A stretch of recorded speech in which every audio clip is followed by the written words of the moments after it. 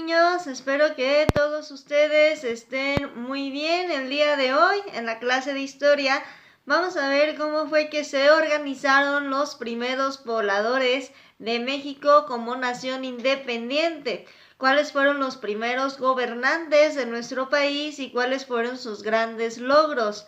Asimismo, en la clase de geografía, vamos a descubrir cuántos continentes tenemos, si son 4, 5, 6 o 7. Vamos a ver estas diferentes teorías de los continentes y cuál es la más acertada.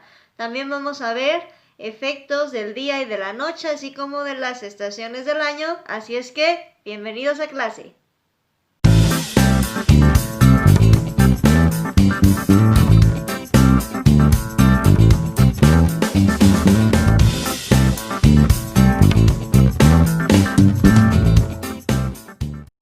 Como ya te lo había adelantado anteriormente, hoy en la clase de historia vamos a ver un poco más acerca de México en sus primeros años como nación independiente.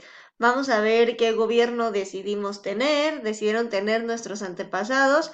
Vamos a ver cuáles fueron nuestros primeros gobernantes, sus primeros logros y por supuesto vamos a tomar conciencia de esta transición de México independiente y de cómo algunas naciones extranjeras obviamente se negaban a reconocer la independencia de México.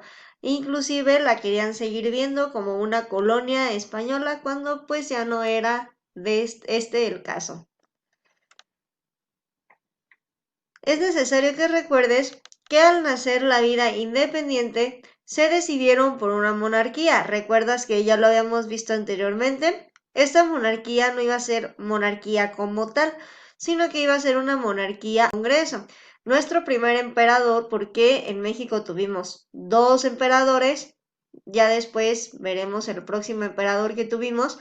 Nuestro primer emperador fue Agustín de Iturbide, que es este que estamos viendo aquí en sus pantallas. En un principio, los pobladores de México independiente planeaban traer a un príncipe español para que gobernara aquí y de esta manera tener buena relación con España. Sin embargo, España obviamente no quiso aceptar esta proposición, por lo tanto estaban indecisos en quién debía ser. Lo que sí es que tenían muy claro que tendría que ser algo, un sistema de gobierno monárquico, o sea, que hubiera un emperador o un rey. Y es por eso que decide el Congreso coronar a Agustín de Iturbide. Aunque muchas personas lo admiraban tanto personalmente como militarmente, pues hubo muchas fallas dentro de su gobierno y además no le ayudó mucho la situación en la que se encontraba el país, ya que no tenía recursos económicos para pagar sueldos a sus soldados, a su ejército, a sus trabajadores. El país estaba de picada, no tenía suficiente sociedad como para poderse levantar en todos los sentidos, en el sentido económico, en el sentido social, etc. Y es por eso que su gobierno fracasa.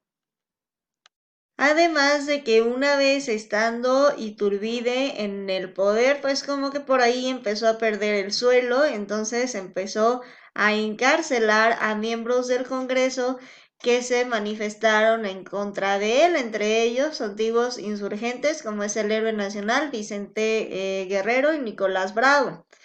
Después de esto, de que ellos se levantan en armas en contra de Agustín de Iturbide y hay un montón de pleitos de que no lo quieren, si lo quieren, Agustín de Iturbide se hace llamar Alteza Serenísima, entonces dicen que eso ya definitivamente es traición a la patria, hacen que él renuncie a su mandato en 1823 y abandone nuestro país. Luego de este fracaso de este imperio de Iturbide, pues nos quedamos otra vez, regresamos al punto de partida en donde no sabían qué hacer, no sabían qué gobernar y cómo gobernar. Entonces seguían manteniendo mucho la idea de que fuera una monarquía, aunque empezaron a haber otras ideas, como el que fuera una república. Entonces ya dijeron, no, pues sí, que sea una república, pero ahí había un problema porque había quien quería que fuera una república centralista y había quien quería que fuera una república federalista. ¿Qué quiere decir esto? Bueno, pues el federalismo es aquel que otorga autonomía a los estados, es decir, que cada estado tuviera un gobernante, que ese gobernante tuviera sus leyes internas en su estado y tuviera cierto poder dentro de su estado. Por lo tanto, por el otro lado estaba el centralismo. El centralismo sujetaba a los estados a una sola autoridad central. Finalmente, el Congreso, chicos, en 1824 se decidió que el sistema de gobierno sería una república federal. Y esto quedó plasmado en lo que fue la primera constitución de nuestro país, la primera constitución oficial de nuestro país, que fue la de 1824. Fue así, chicos, como llegamos a tener nuestro primer presidente, que fue Guadalupe Victoria. En este periodo de Guadalupe Victoria, quien inició en 1824, hubo un periodo de pequeña paz, lo cual permitió que nuestro país empezara a levantar poco a poco. Se empezó a impulsar lo que fue la educación y se pidió prestado dinero al extranjero para poder elevar algunos aspectos de nuestro país. Pero posteriormente a Guadalupe Victoria llega quien fue Vicente Guerrero, fue nuestro siguiente presidente. Guadalupe Victoria, su mandato termina. ¿Por qué termina? Porque él tuvo que luchar pues, contra sus opositores. Hay que recordar que a pesar de que ya teníamos una figura en el gobierno, pues había muchas personas que seguían inconformes, entonces seguían luchando. Llega Vicente Guerrero y Vicente Guerrero tiene muchos logros en nuestro país. Para empezar, chicos, fue el presidente que legalmente abolió por siempre la esclavitud. También hay que un mérito muy importante de Vicente Guerrero fue que en este precisamente año, 1829, o sea, el primer año que él fue presidente, hubo un intento de reconquista de España hacia nuestro país. Entonces, las tropas mexicanas encabezadas por Vicente Guerrero dieron fin a esa reconquista, lograron detener esa reconquista, entonces fue su gran logro, por así decirlo, y también tuvo otra acción que fue quitar o despedir, correr, como le quieran llamar, a los últimos pobladores españoles que existían en nuestro país. Esto obviamente le trajo a Vicente Guerrero muchos problemas, pues estas personas empezaron a luchar por destituirlo de su cargo de presidente. Como siempre hay personas que se aprovechan de la situación, pues hubo una persona que se aprovechó de esta situación, de ese conflicto que había causado Vicente Guerrero por correr a los españoles que aún habitaban en nuestro país, y fue nada más y nada menos que el vicepresidente de ese entonces, que aprovechando esta situación logró quitarle la silla presidencial para convertirse en presidente. Y estoy hablando nada más y nada menos que de Anastasio Bustamante, quien fue nuestro presidente en 1831. Como puedes ver, en esta época de 1821 a 1831 ya llevamos de gobernantes a nuestro emperador Agustín de Iturbide, a nuestro primer presidente Guadalupe Victoria, a nuestro segundo Vicente Guerrero y a este presidente Anastasio Bustamante. Llevamos 4 presidentes en tan solo lo que lleva México como nación independiente. Pero esto no es todo. México, aparte de sus problemas internos de no saber quién iba a gobernar y cómo tenía que gobernar y qué leyes tenía que poner, también se tuvo que enfrentar a otros problemas. Y esos problemas fueron los internacionales.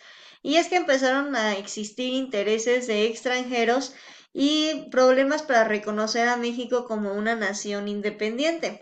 Para empezar, España adoptó una actitud de rechazo hacia México. Ellos no querían aceptar la independencia de México. Obviamente, teniendo 300 años a una nación sometida, no querían dejarla ir así de fácil, y es por eso que en 1829 una expedición española desembarcó en las costas de Tamaulipas para intentar reconquistar. Sin embargo, en ese entonces la tropa, que era dirigida por Pedro Sáenz, que era de en el gobierno, perdón, chicos, de Vicente Guerrero, logra combatir a esta expedición española, la logra derrotar, y es así como finalmente en 1836 España reconoce la independencia de México. Fíjense, chicos, la primera acta de independencia de México fue firmada en 1821.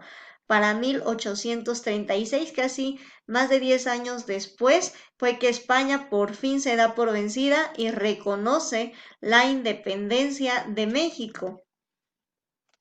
También hay que recordar que el gobierno de España no reconoció la independencia de México hasta que pasó este suceso del cual yo te platico.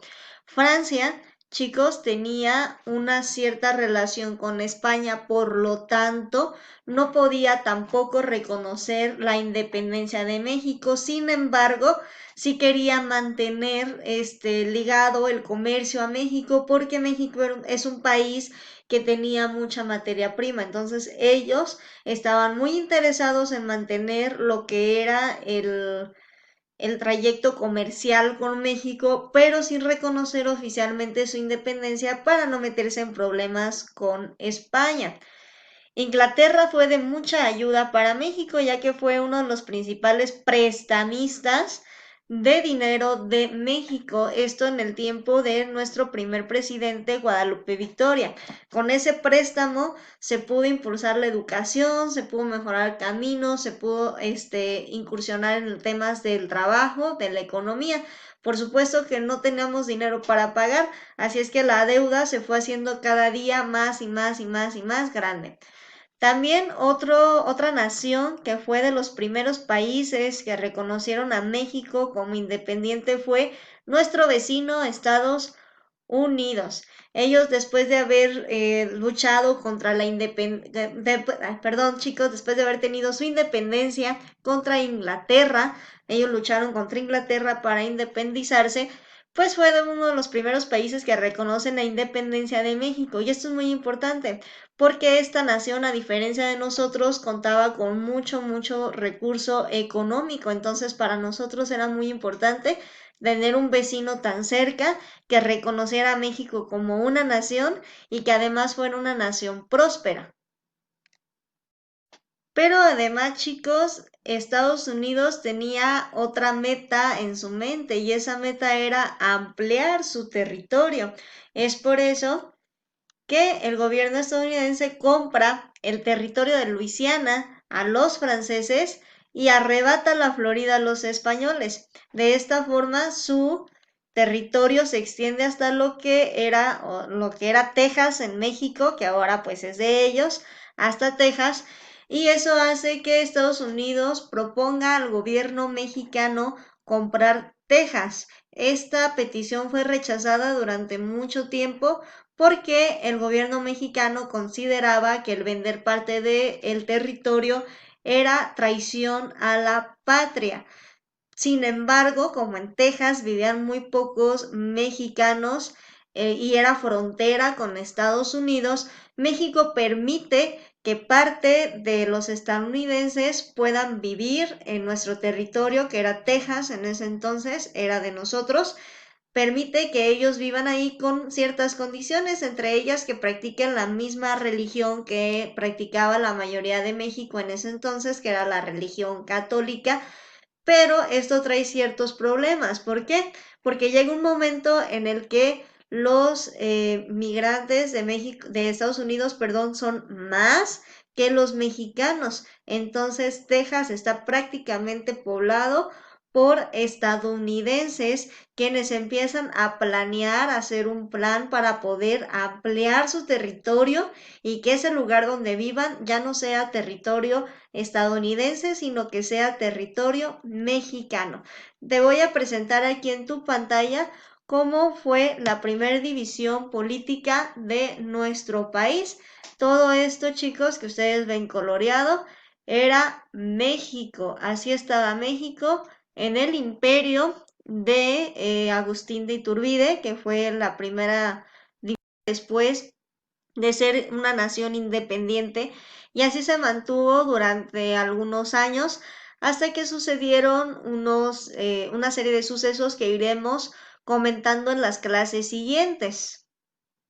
No la tuvimos nada fácil después de ser independientes, ya que México se encontraba en una situación vulnerable para que otras naciones aprovecharan y pudieran ambicionar parte de su territorio, parte de su economía, inclusive intentar conquistar nuestras tierras, intentar volver a hacer de México una colonia dependiente de otro país. Por ahora le vamos a dejar en este momento, en el momento en el que los estadounidenses ponen el ojo en nuestro territorio de Texas, debido a que hasta ahí se extiende su frontera en este momento, y además en ese territorio en ese momento estaban viviendo más estadounidenses que mexicanos. Así es que para la próxima clase veremos cómo es que Estados Unidos logra arrebatar este territorio y algunos otros más. Se avecina también para México una nueva guerra, una guerra también que, si no es muy mencionada, también es muy importante, y algunos datos curiosos acerca de este acontecimiento que te los indicaré en la próxima clase de historia. Pausa este video justamente aquí y ve directo a tu cuaderno y a tu libro de historia para que puedas realizar tus actividades. Cuando hayas terminado, dale play a este video para que puedas continuar con tu clase de geografía. Como ya te lo había adelantado en el video del inicio, hoy en la clase de geografía descubriremos por fin cuáles son esas teorías, o por qué hay personas que dicen que tenemos 4 continentes, hay otras que dicen que tenemos 5, 6 o 7. Vamos a revisar todas y cada una de ellas, así como los fenómenos del día y la noche y las estaciones del año. Vamos a empezar por definir la palabra continente. Los continentes, chicos, son grandes extensiones de tierra. En general, esa es su definición, grandes extensiones de tierra.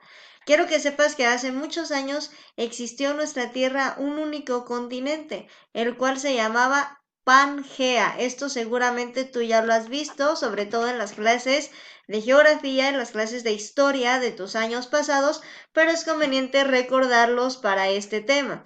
Se llamaba Pangea y este existió al final de la era paleozoica y en los comienzos de la era mesozoica. Este gran continente agrupaba la mayor parte de las tierras que en ese entonces se encontraban en el planeta. Se formó por el movimiento de las placas tectónicas hace unos 355 millones de años y unió a todos los continentes en uno solo. Posteriormente, hace aproximadamente unos 175 millones de años, comenzó a fracturarse y a dispersarse hasta alcanzar la situación actual de los continentes. De esta forma, chicos, como estamos viendo esta imagen, nuestra continente Pangea, que era el único continente que teníamos, se fue fracturando en los diversos continentes que tenemos hasta la fecha. Y aquí es donde viene nuestra incógnita. ¿Cuántos continentes son? ¿4, 5, 6 o 7? ¿Recuerdas que la clase pasada te decía que todas esas números que ustedes me daban eran hasta cierto punto correctos porque existían muchas teorías? Vamos a ver cuáles son estas teorías.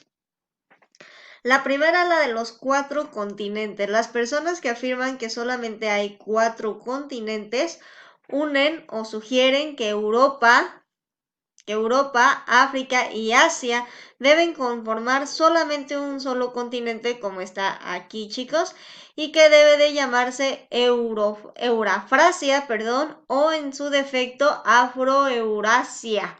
Este modelo se basa en una definición estricta de continente como un área de tierra continua y en donde las fronteras artificiales como los canales de Suez y Panamá no serían verdaderas barreras intercontinentales, de tal forma que estos tres continentes formarían uno solo. Si nosotros nos vamos con esta teoría, tendríamos justamente esto, tendríamos América como un continente, Oceanía como dos continentes, Antártida como tres continentes, y estos tres juntos harían un solo continente. De esta forma se juntarían los cuatro. Vamos a ver ahora los que opinan que nuestros continentes son cinco. Los que opinan que nuestros continentes son cinco lo dicen así porque excluyen al continente que no está habitado, que en este caso es, voy a mover mi cámara, este que está justo aquí, la Antártida. En la Antártida no hay habitantes, por lo tanto, estas personas sugieren que únicamente se tome en cuenta los continentes que están habitados. Aquí tenemos 1 América, 2 Europa, 3 Asia, 4 África y 5 Oceanía. Y este lo estarían tachando porque dicen que no vale porque no vive ninguna persona ahí.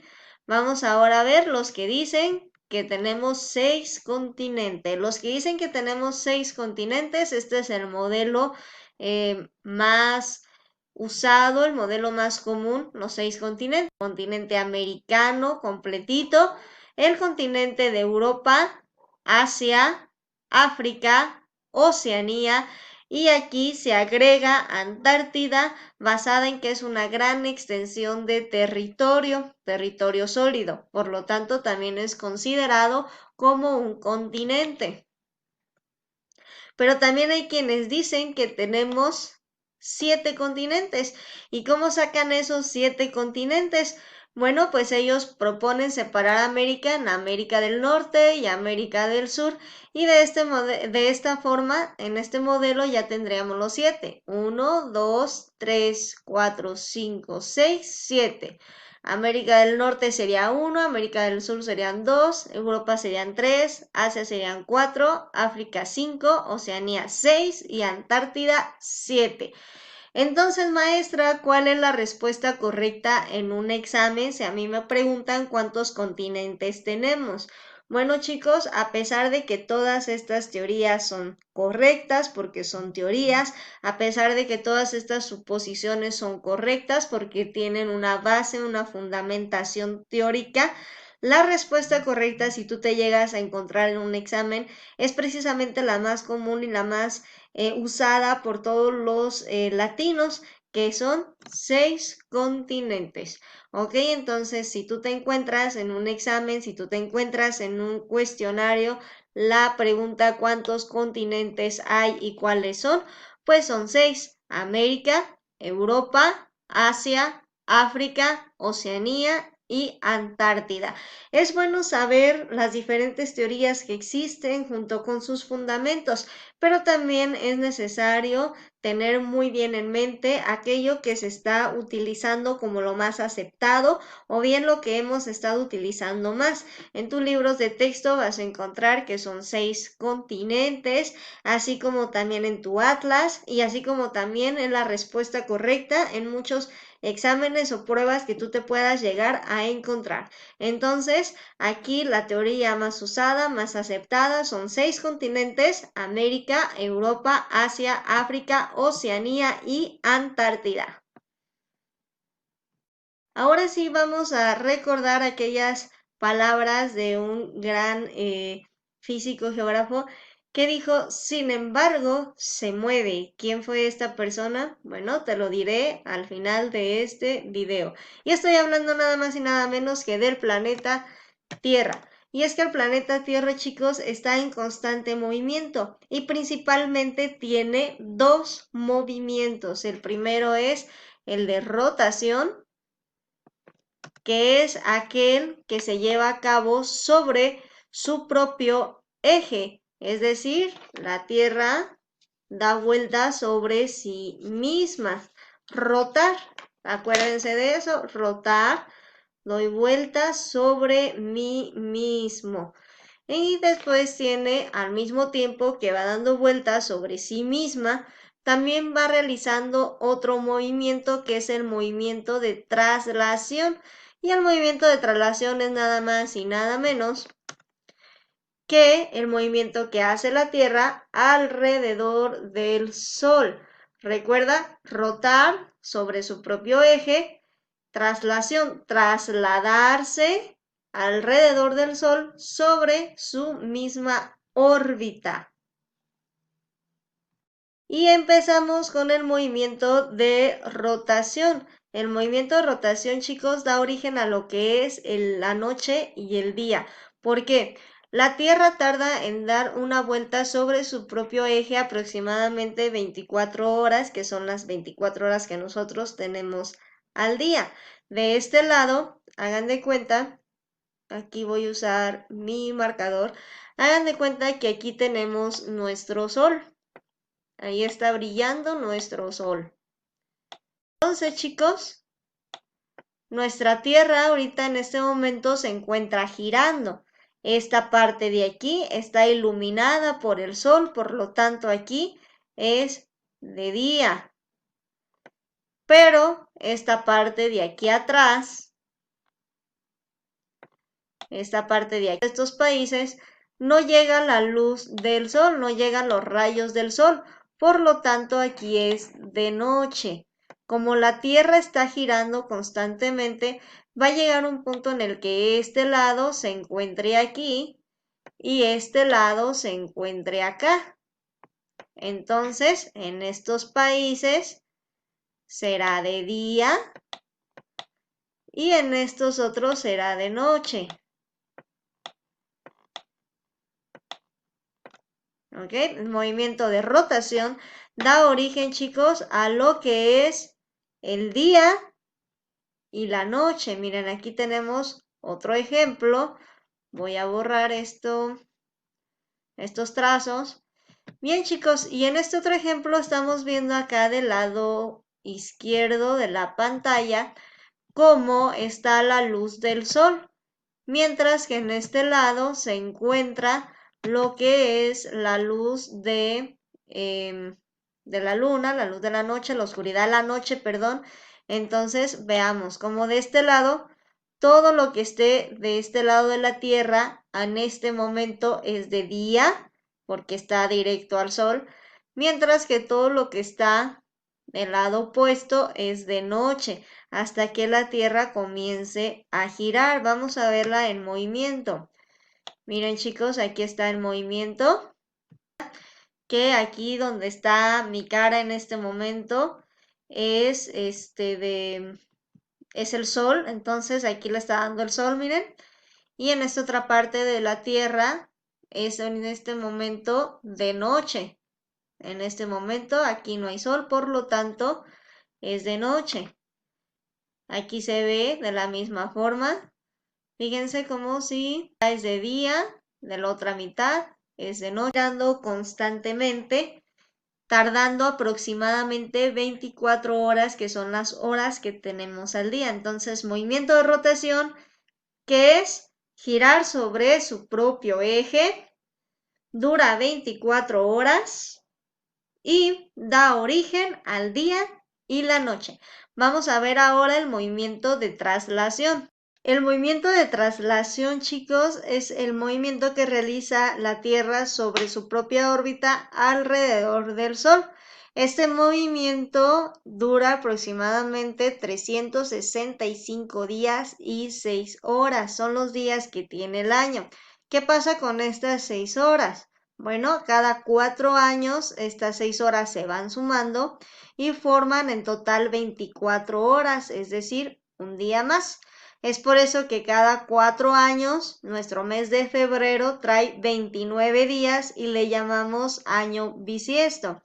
Además de este fenómeno, el movimiento de traslación origina lo que son las estaciones del año. Aquí hay un concepto muy interesante. Se le llama equinoccios a dos momentos del año en los que el sol está justo frente a nuestra línea del ecuador. ¿Recuerdan la línea del ecuador? y esta se ilumina por igual tanto al hemisferio norte como al hemisferio sur. Es decir, que la noche y el día tienen exactamente la misma duración. Y aquí tenemos, chicos, lo que es el movimiento de traslación. Si tú te fijas, esta es la órbita de la Tierra, este circulito imaginario, y aquí va nuestra Tierra sobre su propia órbita, girando como en su movimiento de rotación. Y también aquí tenemos el Sol. Y en el transcurso de este viaje se van creando nuestras estaciones del año dependiendo de qué tan cerca esté la Tierra al Sol o en qué ubicación esté. Aquí tenemos nuestras estaciones del año. Si tú te fijas, aquí tenemos lo que decía cuando el Sol ilumina directa nuestra línea del Ecuador y entonces nuestros ambos hemisferios tienen el día y la noche exactamente con la misma duración. ¿Recuerdas cómo se llamaba? Bueno, aquí tenemos el inicio, chicos, de nuestra primer estación. En marzo 21, en el hemisferio norte, tenemos lo que es la primavera, mientras que en el hemisferio sur tenemos el otoño. Cuando pasamos a junio, perdón chicos, 21, en el hemisferio norte empezamos con el verano, pero en el sur ya estamos en invierno. Cuando pasamos a septiembre, estamos en el otoño, mientras estamos en primavera. Pasamos a diciembre, en el norte estamos en invierno, mientras que en el sur estamos, chicos, en verano. Estas estaciones, mientras más cerca esté el país, un país al Ecuador, menos se va a notar la diferencia porque la temperatura va a ser casi igual, no va a variar mucho. ¿Por qué? Porque el Ecuador se mantiene muy cerca de lo que son nuestros rayos del sol. Las estaciones del año, chicos, duran 3 meses aproximadamente, cada una del otro, casi siempre el día 21.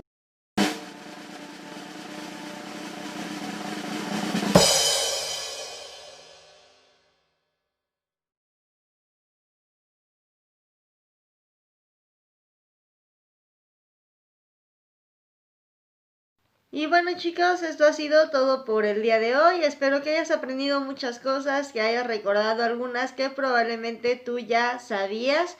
Anota todas tus dudas para que en la clase de hoy podamos resolverlas. Hasta la próxima chicos.